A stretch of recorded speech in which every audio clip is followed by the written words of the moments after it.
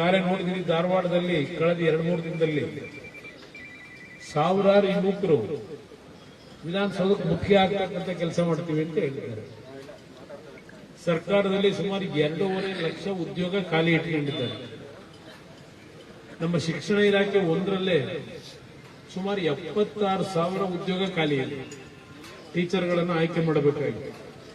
2006-07 ನಾನು ಆಕಸ್ಮಿಕವಾಗಿ ಮುಖ್ಯಮಂತ್ರಿ ಆದಾಗ ಸುಮಾರು 56,000 ಟೀಚರ್ಗಳನ್ನ ಲೆಕ್ಚರ್ಗಳನ್ನ ನೇಮಕ ಮಾಡುವಂಥದ್ದು ನಾನು ಸ್ಮರಿಸ್ಕೊತೀನಿ. ಆ ಸಂದರ್ಭದಲ್ಲಿ ಏನೊಂದು ನಾವು ಹೊಸದಾಗಿ first grade college, junior college, ಹೈಸ್ಕೂಲ್ಗಳು ಪ್ರಾರಂಭ ಮಾಡೋದು 56,000 ಜನಕ್ಕೆ ಉದ್ಯೋಗ ಕೊಟ್ಟು ಹೆಣ್ಮಕ್ಳು 50% ತಗೊಂಡು, ಅದಾದ ನಂತರ ಅಂತ ದೊಡ್ಡ ಮಟ್ಟದಲ್ಲಿ ರಾಜ್ಯದಲ್ಲಿ 2006 ನಂತರ ನಾವು ಉದ್ಯೋಗವನ್ನು ಕೊಡ್ತಕ್ಕಂಥದ್ದು ಹಿಂದೆ ಉಳಿದಿದ್ದೇವೆ. ನಮ್ಮ ಕಾಲದಲ್ಲಿ 2006-07 ಕೃಷಿ ಇಲಾಖೆಗೆ, ಅರಣ್ಯ ಇಲಾಖೆಯಲ್ಲಿ ಇಂಜಿನಿಯರ್ಗಳನ್ನ ನೇಮಕ ಮಾಡತಕ್ಕಂಥದ್ರಲ್ಲಿ ನಾವು ಹಲವಾರು ನಿರ್ಧಾರಗಳನ್ನು ಮಾಡಿದ್ವಿ. ಇವತ್ತು ಕಂಪ್ಯೂಟರ್ ಇಂಜಿನಿಯರ್ಗಳು, ಮೆಕ್ಯಾನಿಕಲ್ ಇಂಜಿನಿಯರ್ಗಳು, ಸಿವಿಲ್ ಇಂಜಿನಿಯರ್ಸ್ ಸಾಲ ಸೋಲ ಮಾಡಿ ಓದಿಸಿರ್ತೀವಿ ಹಳ್ಳಿ ಮಕ್ಕಳು.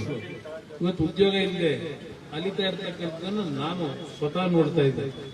ನನ್ನ ಹತ್ರನೇ ಒಂದು 3-4 ಸಾವಿರ BE ಕಂಪ್ಯೂಟರ್ ಮಾಡಿರ್ತಕ್ಕಂಥ ಕುಟುಂಬದ ಮಕ್ಕಳು ನನಗೆ ಅರ್ಜಿ ಕೊಟ್ಟಿರ್ತಕ್ಕಂಥದ್ದು.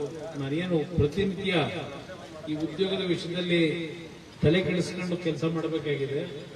ಇವತ್ತು ಇಂಥ ಒಂದು ಪರಿಸ್ಥಿತಿಗಳು. ಆದರೆ ಸರ್ಕಾರದಲ್ಲಿ ಯಾವ ಒಂದು ವಿಷಯಗಳಿಗೆ ಆದ್ಯತೆ ಕೊಡಬೇಕು ಅಂತಕ್ಕಂಥದ್ದು ನಾವು ಕಾಣ್ತಾ ಇದ್ದೀವಿ. ನಾನು ಟೀಕೆ ಮಾಡಬೇಕು ಅಂತ ಹೇಳಿದಾಗ ಇವತ್ತು ನಿಮ್ಮಲ್ಲಿ ನಾನು ಮನವಿ ಮಾಡೋದು, ಜಾತಿಯ ವ್ಯಾಮೋಹವನ್ನು ಬಿಡಿ. ಮೊದಲು ನಿಮ್ಮ ಬದುಕು ಸರಿಯಾಗಬೇಕಾದ್ರೆ ಜಾತಿಯ ವ್ಯಾಮೋಹ ಬಿಟ್ಟು ಇವತ್ತು ನೀವು ಸರಿಯಾದ ರೀತಿ ನಿರ್ಣಯ ಮಾಡಿದ್ರೆ ಕರ್ನಾಟಕ ರಾಜ್ಯ ಸಂಪದ್ಭರಿತವಾದಂತಹ ರಾಜ್ಯ ಇದೆ. ನೀವೇನು ಪ್ರತಿ ದಿನ ಮನೆಗೆ ಖರೀದಿ ಮಾಡತಕ್ಕಂಥ ವಸ್ತುಗಳ ಮೇಲೆ ಟ್ಯಾಕ್ಸ್ ಕಟ್ತೀರಿ, ತೆರಿಗೆನ. ಇವತ್ತು ನಮ್ಮ ರಾಜ್ಯ ದೇಶದಲ್ಲೇ 2ನೇ ಸ್ಥಾನದಲ್ಲಿದ್ದೇವೆ ತೆರಿಗೆ ಕಟ್ಟದ್ರಲ್ಲಿ. ನಮ್ಮ ಜನ ಇವತ್ತು ಹಣದ ಕೊರತೆ ಇಲ್ಲ. ಆದರೆ ಅದನ್ನ ಯಾವ ರೀತಿ ಪ್ರಾಮಾಣಿಕವಾಗಿ, ಪಾರದರ್ಶಕವಾಗಿ ಅದನ್ನು ಖರ್ಚು ಮಾಡಬೇಕು ಅಂತಕ್ಕಂಥದ್ದು ಸರ್ಕಾರದಲ್ಲಿ ನಾವು ನೋಡ್ತಾ ಇದ್ದೇವೆ.